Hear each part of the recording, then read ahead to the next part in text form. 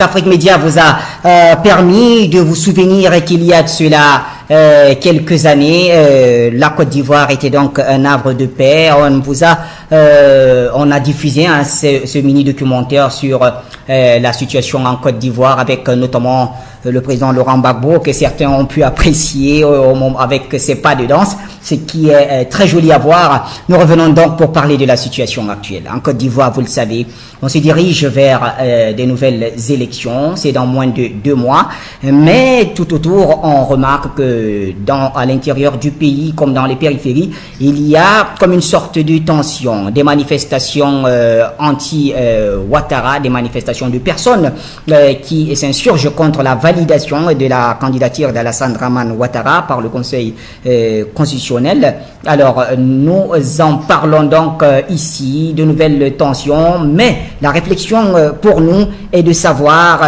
est-ce qu'il faut redouter de nouvelles tensions en Côte d'Ivoire? Est-ce qu'on peut espérer des élections apaisées? Si oui, comment? Comment éviter de retomber dans le drame de 2010-2011? Alors, nous le disions, pour beaucoup, la solution est entre les mains des Ivoiriens.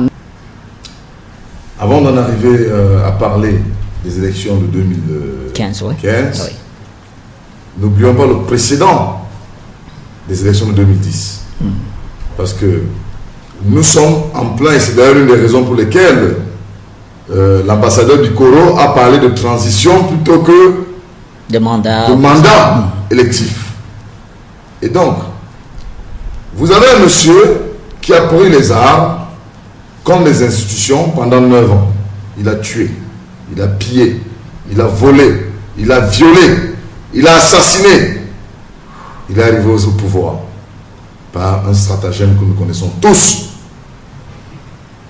Il a fait arrêter, incarcérer celui qui a pris sur lui de faire de ce dernier un candidat à l'élection présidentielle en Côte d'Ivoire. Il a envoyé la haie. Il a pris sur lui de cautionner que son épouse soit violée devant les prisonniers par une bande de barbouzes qui tiennent aujourd'hui les rênes du pouvoir. Mais nous avions cru qu'il suffisait d'envoyer Gbagbo à la haie. Nous avons cru qu'il suffisait de maintenir Simone Gbagbo dans une prison à vie pour résoudre le problème de la Côte d'Ivoire. Hélas, ce n'est pas le cas. Cette semaine encore, nous venons de constater que les bus sont brûlés. Nous venons de constater qu'il ne suffisait pas d'arriver au pouvoir par tout ce que j'ai énuméré pour être en paix. Aujourd'hui, vous avez une milice, l'escadron de la mort, qui enlève tous les opposants, qui enlève tous les revendicateurs, qui enlève tous ceux qui s'opposent à la politique de Ouattara. Et sachons bien que nous sommes dans un état de démocratie. Mais, pas plus tard qu'il y a moins d'1 heure, notre compagnon de lutte vient d'être enlevé par la police politique de Ouattara. Voilà la démocratie que nous a apporté la France et l'ONU. Voilà la démocratie que nous a apporté Ouattara. Une démocratie qui consiste à déplacer les Burkinabés dans les conteneurs et les ramener en Côte d'Ivoire et les reposer à notre peuple. Voilà cette démocratie. Celle-là que l'ONU a voulu nous imposer. Celle-là que la France des assassins, la France des politiques, a voulu imposer à un peuple. Alors, nous ne pouvons pas sauter du coq à l'âne sans expliquer au peuple d'Afrique le véritable malaise de la Côte d'Ivoire. Et aujourd'hui, on se dirige vers une élection, mais quelle élection? Quelle élection lorsque tous les candidats, 70% des candidatures ont été mises à la poubelle. 70% des candidatures ont été mises à la poubelle par un conseil électoral. Qu'est-ce que j'ai dit, Jules Diawé, il n'en demeure pas, moins quand même que ce sont les ténors qui ont été retenus, les 10 qui ont été retenus, ça reste quand même les barons même de la classe politique. Mais Bachir, je disais tantôt, le modèle de démocratie qu'on nous impose, c'est la démocratie des ténors.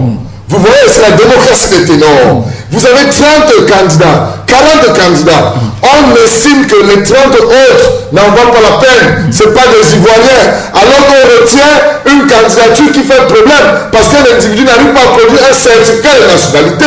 M. Ouattara ne l'a pas fait. Pendant qu'il n'arrive pas à le faire, ceux qui produisent toutes les pièces constitutives pour être candidats sont mis de côté.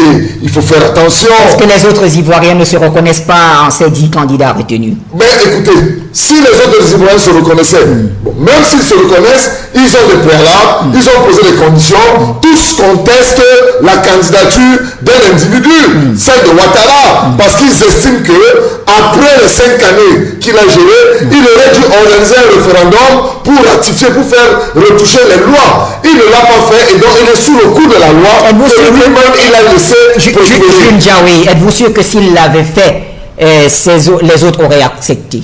S'il avait fait, je ne suis pas sûr que la loi lui aurait permis d'être président. Parce que s'il avait fait ce référendum, il sait très bien que même avec la majorité qui détient le PDCI et une partie, et les 2% du FPI qui n'a plus corrompre, il sait très bien que tous allaient s'accorder sur son problème de nationalité à ne pas permettre que la loi fondamentale lui soit favorable. C'est pourquoi il a évité le référendum. Mais aujourd'hui, Bachir, le problème il est là. Le problème il est là. Il faut pas essayer de faire du saupoudrage, sauf à nous dire que tout le monde aujourd'hui doit se comporter comme Ouattara. Mais je refuse, moi je suis un démocrate. Oui. Je suis un démocrate, je refuse cela. Alors. Les élections, ces enjeux, elles vont se tenir dans un environnement problématique. Et la problématique a déjà commencé. Aujourd'hui, est-ce que RFI peut nous énumérer, peut nous dire le nombre de prisonniers politiques qui sont faits depuis l'annonce de ces élections? Personne n'a les chiffres. Où sont les ONG internationales? Où sont les ONG françaises? Où est le Quai d'Orsay? Ce gendarme de la démocratie. En tout cas, votre position est très tranchée. Je vais revenir à vous, Jules Diaoui. On revient à vous. Ne vous en faites pas. Ne vous en faites pas. Je vous vois très remonté.